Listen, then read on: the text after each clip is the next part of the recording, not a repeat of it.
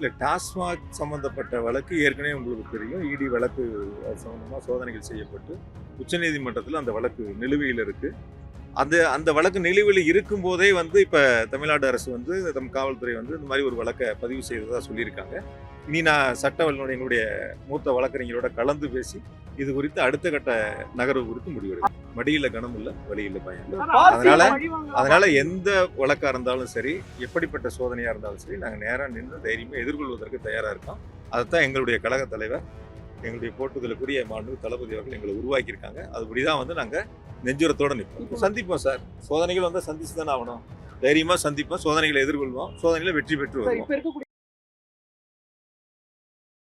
தமிழ்நாட்டுல எல்லாமே சேஞ்ச் ஆயிடுச்சு. உங்க நகையையும் சேஞ்ச் பண்ணுங்க. உங்க பழைய நகைக்கு கிராமுக்கு 150 ரூபாய் கூடுதலா வாங்கி புது நகை எடுத்துக்கோங்க. அதே கம்மி சேதாரம் தான் உங்க லலிதால மட்டும்தான். ஆச்சி மசாலா, எந்த சமையலும் ருசி தேடும் ரகசியம் 20 ரூபாய். ஏற்கனவே எனக்கு தொடர்பு இல்லாத, எனக்கு துளியும் சம்பந்தம் இல்லாத,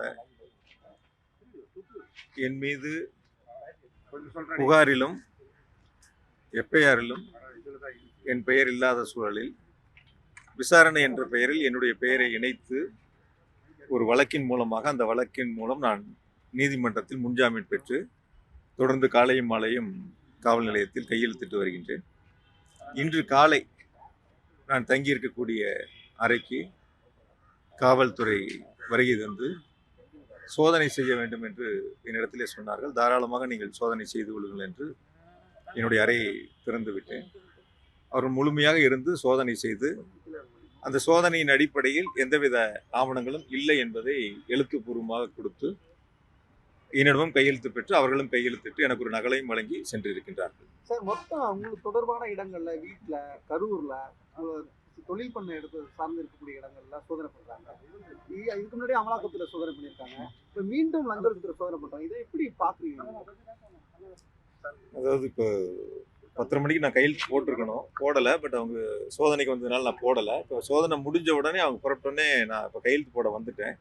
இது வரைக்கும் எங்கெங்கே சோதனை நடக்குது, யார் யார் இடங்கள்ல நடக்குது என்பது நான் முழுசா கேட்டு தெரிஞ்சுக்கப்ப நான் சம்பந்தமா உங்களுக்கு சொல்றேன்.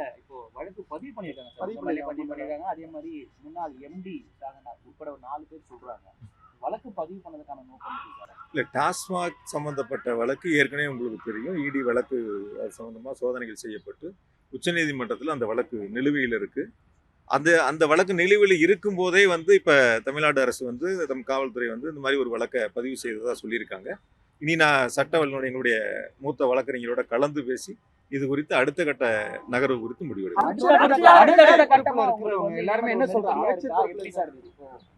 இந்த வழக்குல எஃப்ஐஆர் இல்லன்றீங்க, ஆனா நீங்க முன்ஜாமீன் அடுத்து லஞ்ச ஒழிப்பு ஏற்கனவே இடி, இதை எப்படி நம்ம எனக்குன்னு மட்டும் இல்லை, பார்ப்பீங்க கொஞ்ச நாளா உதாரணத்துக்கு எங்களுடைய மூத்த அமைச்சர்களாக இருக்கக்கூடிய அண்ணன் நேரண்ணன், அண்ணன் வேலண்ணன் உள்ளிட்ட பல மூத்த அமைச்சர்கள் மீதும் பல்வேறு தரப்பினர் மீதும் புகார்கள் பெறுவதில் அந்த அரசு ரொம்ப முனைப்பாக இருக்கு.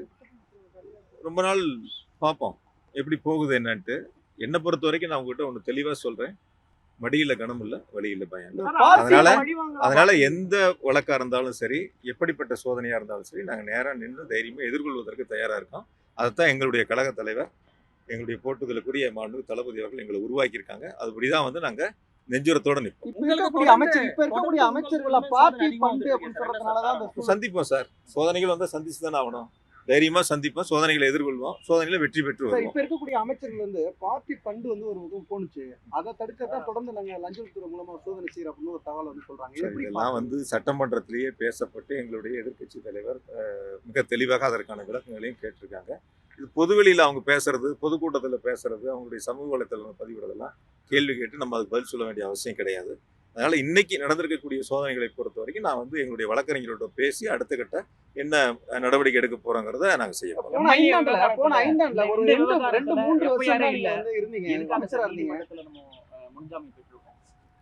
என்னை பொறுத்த வரைக்கும் சில பேர் ஜாமீன் கேட்கும்போது அந்த வழக்குல சம்பந்தப்பட்டிருக்கக்கூடிய விசாரணை அதிகாரிகள் சில கருத்துக்களை சொன்னாங்க.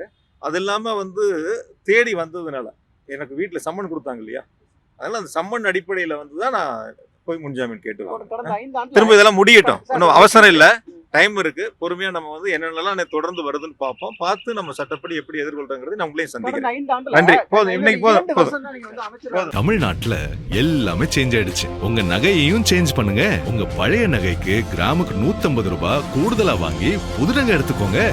அதே கம்மி சேதாரம் தான் உங்க லலிதால மட்டும்தான்.